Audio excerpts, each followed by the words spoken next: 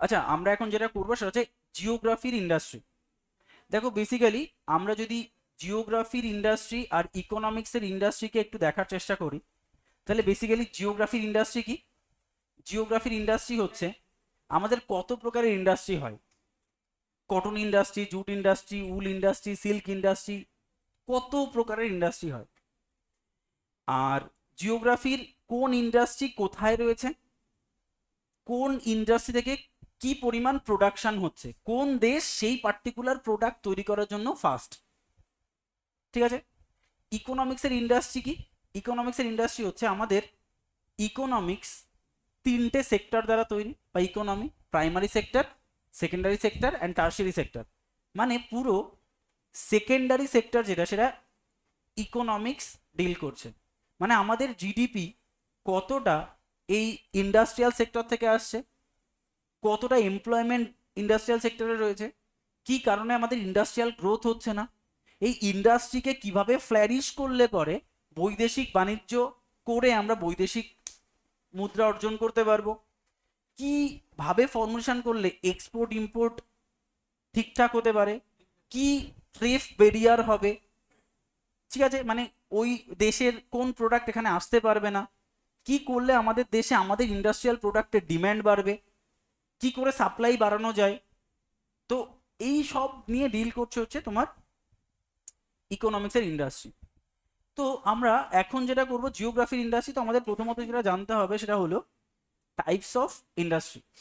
Cotton textile, jute textile, wool textile এবং silk textile, সবটাই কি টেক্সটাইল ইন্ডাস্ট্রি। তো এগুলো তোমার যেটা লাগে, কত সালে কটন টেক্সটাইল চালু হয় এবং ফার্স্ট যে তোমার ইন্ডাস্ট্রিটা চালু হয় সেটা কোথায় চালু হয়।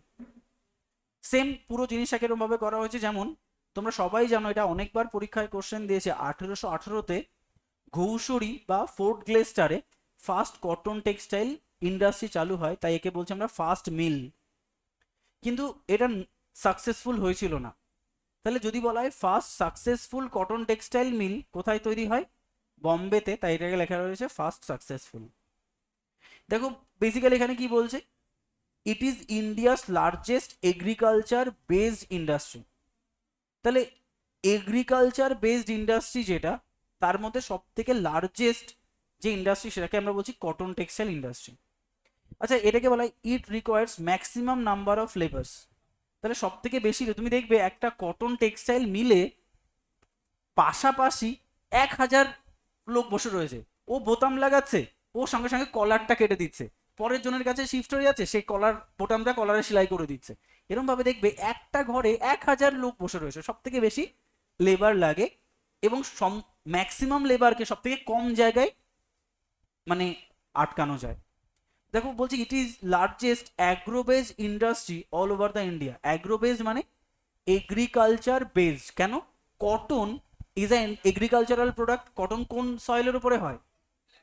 হ্যাঁ, ব্ল্যাক সয়েল বা রেগুর সয়েল বা গুজরাটে হয়। তাহলে আলটিমেটলি এগ্রিকালচারাল প্রোডাক্ট যদি কোনো কারণে কমে যায়, তাহলে কটন টেক্সটাইল মিল বন্ধ হয়ে যাবে।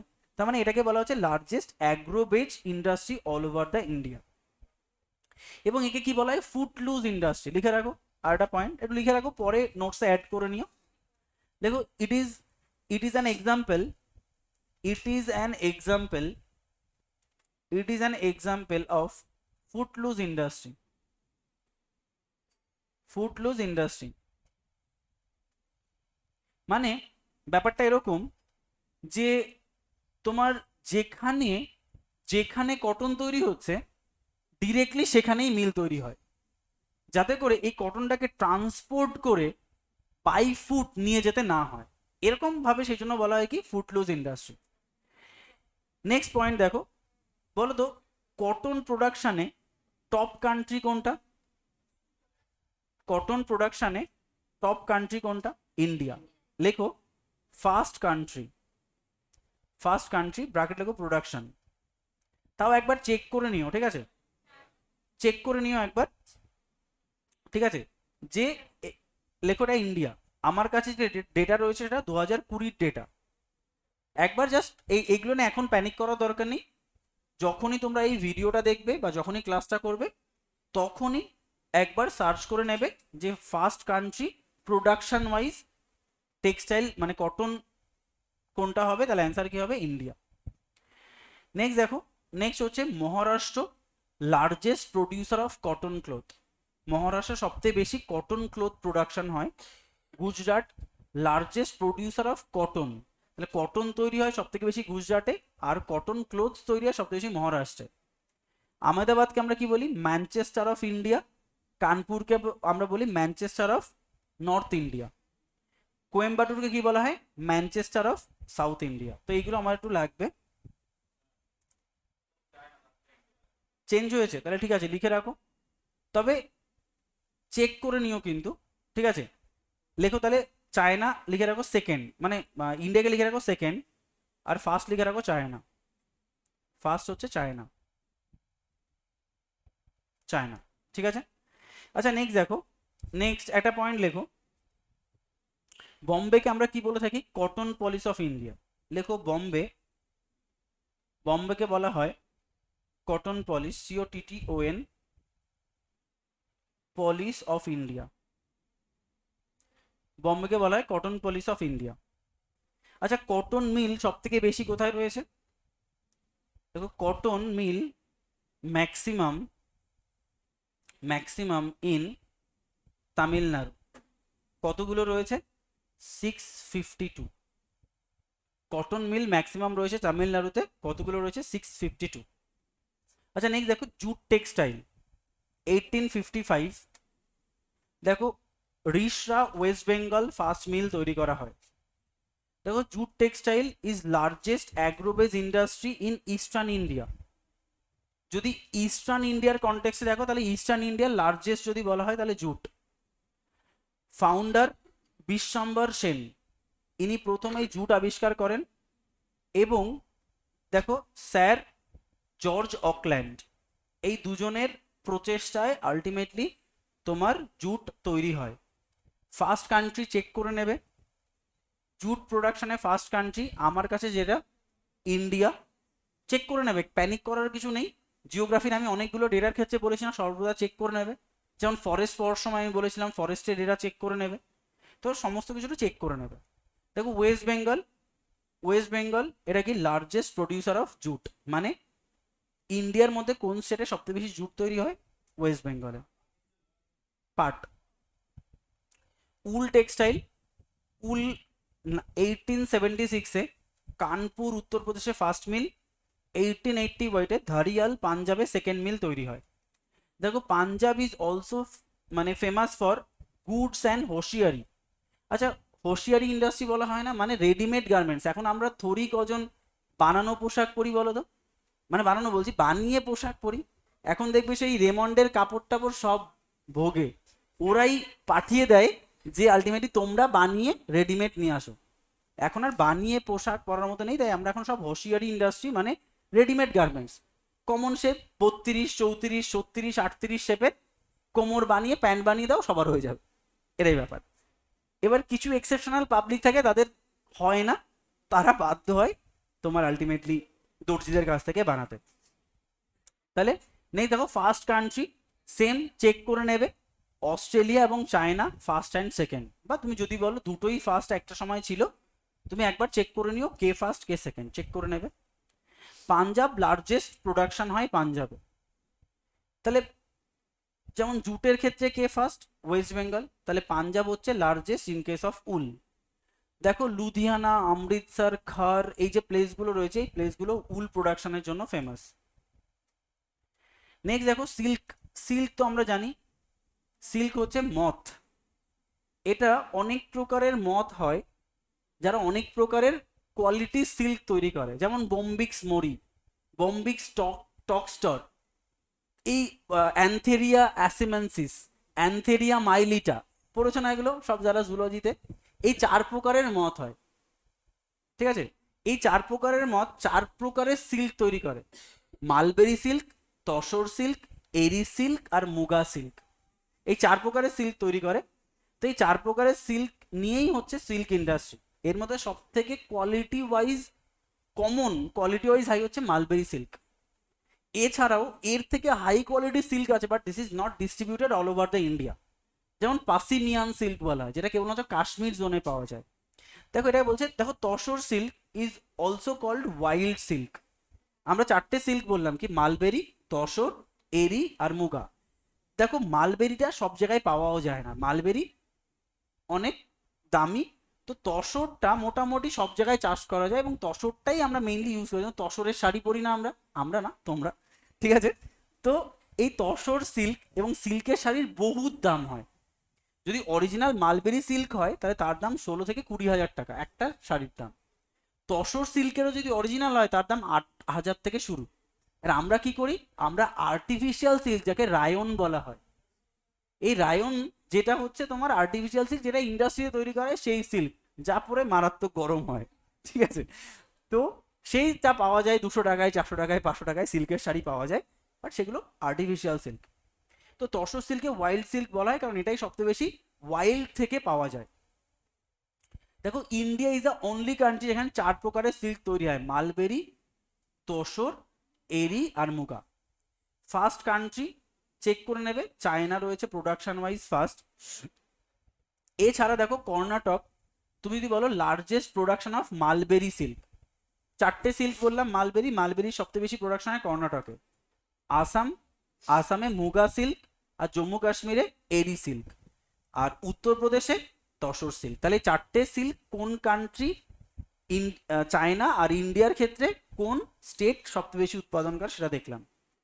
বিহার, ওয়েস্ট বেঙ্গল, ওডিশায় কি পাওয়া যায়, তসর সিল্ক পাওয়া যায়। তসর সিল্ক সব জায়গায় পাওয়া যায় প্রায়। আচ্ছা, আরেকটা সিল্ক হলো পাসিমিয়ান সিল্ক, PASHMINA বা পাসিমিনা সিল্ক। এটা পাওয়া যায় কোথায়, লাদাখ রিজিয়নে, লাদাখ রিজিয়ন, যেটা ওয়ার্ল্ড ফেমাস এবং quality high quality. Only pashmina silk পাওয়া যায় লাদাখ রিজিয়নে। আচ্ছা নেক্সট আমরা চলে যাচ্ছি একটু আয়রন অ্যান্ড স্টিল ইন্ডাস্ট্রিতে, যেটা সব থেকে ব্যাকবোন বলা যায়, ইন্ডাস্ট্রির ব্যাকবোন যদি বলা হয় সেটা আয়রন অ্যান্ড স্টিল ইন্ডাস্ট্রি। তো তাকে তো আমাকে ডিটেলে পড়তেই হবে। দেখো আমি কিছু কোম্পানিকে রেখেছি, HSL, হিন্দুস্তান স্টিল লিমিটেড, তারপরে IISCO, Indian iron and steel company, MISCO, Mysore দিয়ে রিপ্লেস করে দাও, আর টাটা তোমার আয়রন অ্যান্ড স্টিল কোম্পানি হচ্ছে টিসকো। টাটা স্টিল শেয়ার আছে, টাটা স্টিল এখন শেয়ারের দাম কত জানো, 105 টাকা। আগে অনেক বেশি ছিল, রিসেন্টলি স্প্লিট করে দাম কমে গেছে। দেখো প্ল্যান্ট, তো এই হিন্দুস্তান স্টিল যেটা, তার কি কি প্ল্যান্ট রয়েছে, মেইনলি চারটে প্ল্যান্ট সব থেকে পপুলার, রাউরকেল্লা, ভিলাই, দুর্গাপুর এবং বোকারো। এটাই তো আমাদের বলা যায় যে সূত্রপাত, আয়রন অ্যান্ড স্টিলের সূত্রপাত। সেই জন্য এর সেট আপ অ্যান্ড প্রোডাকশন দুটোই মনে রাখতে হবে, যে 1956, 1957, 1959 আর 1964-এ আমরা এই চারটে কোম্পানি, মানে চারটে তোমার প্ল্যান্ট তৈরি করি HSL এর তরফ থেকে। ডেফিনেটলি ইন্ডিয়া এতটা পাওয়ারফুল ছিল না এই সময় একটা এরম ইন্ডাস্ট্রি তৈরি করা, তাহলে কোনো না কোনোভাবে তাকে বৈদেশিক সাহায্য নিতে হবে, বিদেশি। যেমন সেটাই বলছে যে রাউরকেল্লা জার্মানি সাহায্য করেছিল, ভিলাইতে সোভিয়েত ইউনিয়ন সাহায্য করেছিল, দুর্গাপুরে ব্রিটেন সাহায্য করেছিল, আর তোমার বোকারোতে সোভিয়েত ইউনিয়ন সাহায্য করেছে। এতবার পরীক্ষায় কোশ্চেন দিয়েছে, তার কোনো ইয়াত্তা নেই। এবং যদি একটা কোশ্চেন আসে তো এখান থেকেই দেয়, কোন কান্ট্রি কোলাবোরেশনে এইগুলো তৈরি হয়। রিভার, এটাও বহুবার পরীক্ষায় কোশ্চেন দিয়েছে, যে রাউরকেল্লা বামনি রিভার, তোমার ভিলাই তন্ডুলা, দামোদর এবং বোকারো তো নাম থেকেই পাচ্ছি আমরা, দুর্গাপুর তো জানি দামোদর। তো কোন রিভার এবং কোন কান্ট্রির কোলাবোরেশন এটা তৈরি হয় সেটা তোমাদের লাগবে। নেক্সট হচ্ছে তোমার ইসকো। দেখো ইসকোর মেইনলি তিনটে রয়েছে, কুলটি, হীরাপুর এবং বার্নপুর। এর মধ্যে এই দুটো কি হয়ে গেছে, বন্ধ হয়ে গেছে। দেখো 1864, এটা অনেক আগে চালু হয়েছিল, অনেক আগে, মানে ইন্ডিয়া স্বাধীন হওয়ার আগে থেকে। এগুলো এখন বন্ধ হয়ে গেছে, বাট একটাই রানিং রয়েছে ইসকোর, সেটা কি, বার্নপুর। কোন রিভারের পাশে, সবটাই দামোদর রিভারের পাশে। মিসকোর ক্ষেত্রে কি, ভদ্রাবতী কর্ণাটক, এখানে একটা প্ল্যান্ট রয়েছে যেটা 1919-এ চালু হয়েছিল, 1923-এ প্রোডাকশন শুরু করে, এবং এটা খুব গুরুত্বপূর্ণ। কোন রিভারের পাশে? ভদ্রাবতী, ভদ্রা রিভারের কাছ উপরে তৈরি হয়। টিসকো, টিসকো দেখো আমরা সবাই জানি জামশেদপুর, যেটা মেন সেন্টার। 1907 প্রোডাকশন শুরু করে, কবে? 1911-তে, সুবর্ণরেখা রিভারের পাশে রয়েছে। দেখো কলিঙ্গনগর ওডিশাতে, যেটা এখনো রানিং রয়েছে, বাট এই যে দুটো, এই দুটো প্রপোজড তোমার মনোহরপুর ঝাড়খণ্ডের এবং চান্দিল ঝাড়খণ্ডের, এরা আস্তে আস্তে করে তৈরি হচ্ছে এবং এরা ফ্লারিশ হবে। তাহলে কোন কোম্পানির কি কি আয়রন অ্যান্ড স্টিল ইন্ডাস্ট্রি রয়েছে সেটাকে আমরা এখানে দেখলাম, এবং সেগুলো কোন রিভারের পাশে কবে প্রোডাকশন শুরু করে সেটা আমরা দেখলাম। নেক্সট দেখো iron and still industry set up কত সালে? 1830-এ প্রথম সেট আপ করা হয় পোর্টো নোভা, তামিলনাড়ুতে। ঠিক আছে, যেটা কত? 1930-এ। অলরেডি দুবার লেখা হয়ে গেছে, একবার লিখলেই হবে। ঠিক আছে, দেখো ইসকো ন্যাশনালাইজ হয় কবে? 1972-এ। ন্যাশনালাইজ মানে ভারত সরকার ইসকোর শেয়ার 50%-এর বেশি কিনে নেয়, তাই ইসকো ভারত সরকারের হয়ে যায়। ইসকো মানে কোনটা? এটা। তাহলে দেখো 1972-এ স্বাধীনতার পরে কিন্তু প্রাইভেট অর্গানাইজেশনটাকে পাবলিক অর্গানাইজেশন করে দেওয়া হলো। MISCO was taken by central government under the name of VISL. দেখো বিশ্বেশ্বরাইয়া আয়রন অ্যান্ড স্টিল লিমিটেড, মানে মিসকোর নাম চেঞ্জ করে ওরা বললো ভিআইএসএল, এবং সেটাও গভর্নমেন্টের কোম্পানি হয়ে গেছে। কেন? আমরা দেখবে যখন ইকোনমিক্সের ইন্ডাস্ট্রি পড়বো তখন আমরা পড়বো যে কোর ইন্ডাস্ট্রি কতগুলো হয়। কোর ইন্ডাস্ট্রি জেনারেলি প্রাইভেট সেক্টরের প্রাধান্য বেশি দেওয়া হয় না, কারণ যেটা backbone of civilisation, backbone of industry, সেগুলো কেন প্রাইভেট সেক্টরের হাতে দেওয়া হবে? সেগুলো চেষ্টা করা হয়েছে গভর্নমেন্টের হাতে রাখার। ঠিক আছে, আচ্ছা আর একটা জিনিস লেখো তো, ভিলাই স্টিল প্ল্যান্ট। একটা পয়েন্ট লেখো 4 নাম্বার দিয়ে, villi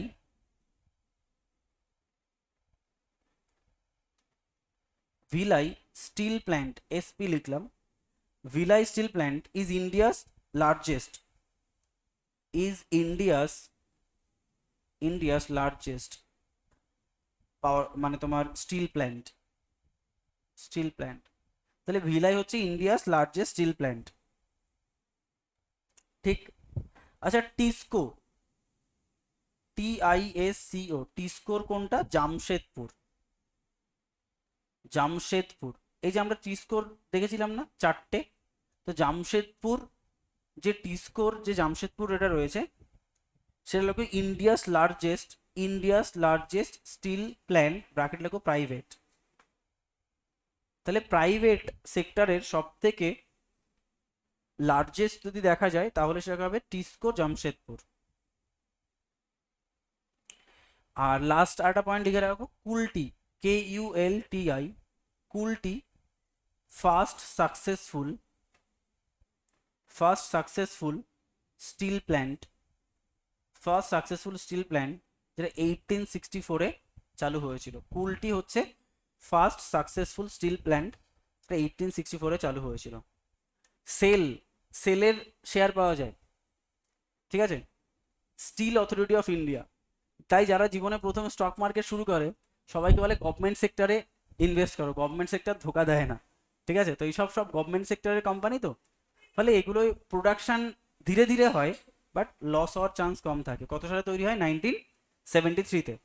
is the governing body of the Indian government, মানে ইন্ডিয়ান গভর্নমেন্ট এই অথরিটিকে দায়িত্ব দিয়েছে যত প্রকারের আয়রন স্টিল কোম্পানি আছে তাকে তুমি রেগুলেট করো, মানে সবার রেগুলেটর হচ্ছে সেল, RBI এর মতো। দেখো তাহলে এর ডিরেক্ট কন্ট্রোল রয়েছে কার কার উপরে? দেখো রাউরকেল্লা স্টিল প্ল্যান্ট পড়েছো এখানে, রাউরকেল্লা। কি? Villi steel plant, Durgapur alloy steel plant, Durgapur steel plant, Salem steel plant তামিলনাড়ুতে রয়েছে, VISL যেটা এই যে নাম চেঞ্জ করে হয়েছিল মিসকো। দেখো মহারাষ্ট্র ইলেকট্রোস্মেল্ট লিমিটেড, আর ইসকো বার্নপুর স্টিল প্ল্যান্ট। এই 8টা, এবং 8টাই কিন্তু এই 8টার উপরেই কিন্তু ওর রেগুলেশন রয়েছে পুরো ডিরেক্ট। তাদের বলতে পারে এটা করো এটা না করো, বাকিগুলো কি কোলাবোরেশন। ওকে রেগুলেশন বলতে পারে তোমার এটা করা উচিত না করা উচিত, এটা রুলসের এগেইনস্টে এগুলো, কিন্তু এই 8টাকেও ডিরেক্ট কন্ট্রোল করতে পারে, তার আন্ডারে রয়েছে সেলের। তো এটা মোটামুটি আমাদের জিওগ্রাফির ধরে নিতে পারো তোমার ইন্ডাস্ট্রি। তো এখানে এন্ড করে দিচ্ছি।